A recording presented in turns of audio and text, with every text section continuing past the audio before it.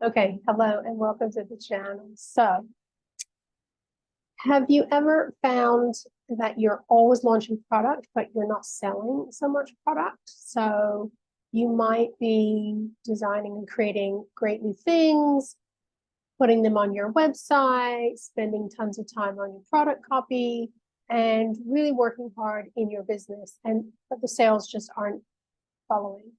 So, why might this be happening? Well, it could be for a couple of reasons. So I'm going to cover three things. So the first thing is it might be that your energy every day in your business is going to the wrong place. There might be too many distractions on your website. So you might not have clear navigation, your buy button. I've actually worked with customers that don't actually have a shop or buy now button on their homepage. It's really hard to find the product. Sounds crazy, but it does happen. Sometimes you need another set of eyes on your website. And then the third reason might be because you're just not making a big enough impact in the market. You're not standing out in the marketplace. And that could be for several reasons. Your brand might look a little generic. Perhaps you are a little bit shy of taking a lot of risks and really showing up authentically in your brand with your photography, your product copy, and how you show up with your product. So what can you do about these three things? So the first thing is to think about how you spend your time and how you focus your energy every single day. So I have to admit that I have been guilty of this in the past, and it's really easy. Unless you're doing a time audit with your business and with your day, it's easy to lose track of what you're doing on any given day.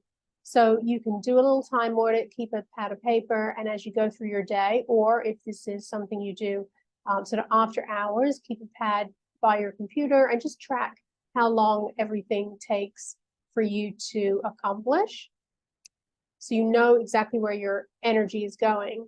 The second thing to think about is to focus on growing an audience and nurturing your audience. So that can look very different depending on who you are and what your business is all about. But you want to make sure you're getting people onto your email list and you are emailing that list and really nurturing your audience. So offering them value, doesn't have to be offering them sales, but really talking about how your product starts to solve problems for them, anything new that's new and exclusive to your audience is going to be really beneficial to them. Don't let them miss out on any new product launches that you have or colors that you've just launched in a certain style. So really think about taking care of your audience. That can be to your email list, but it could also be out on social media or anywhere that you market. So making sure that you're really letting your customer know that you have things for them that help solve a problem. And yes, clothing brands do still solve problems for people.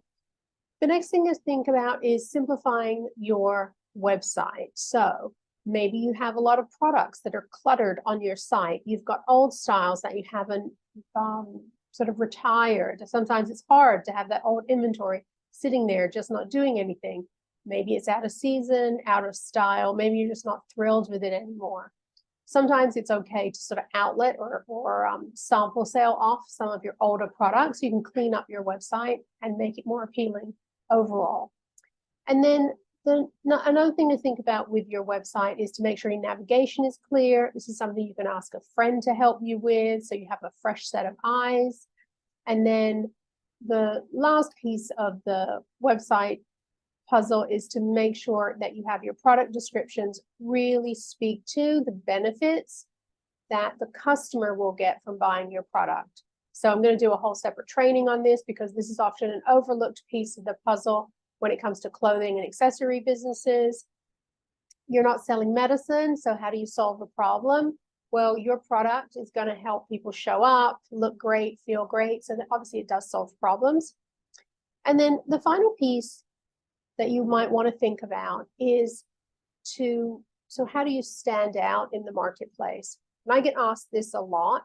And one thing that working in the corporate world in the fashion industry we did is always have a hero product in the business. So no matter whether it was men's polo shirts or a women's fragrance brand or shoe company.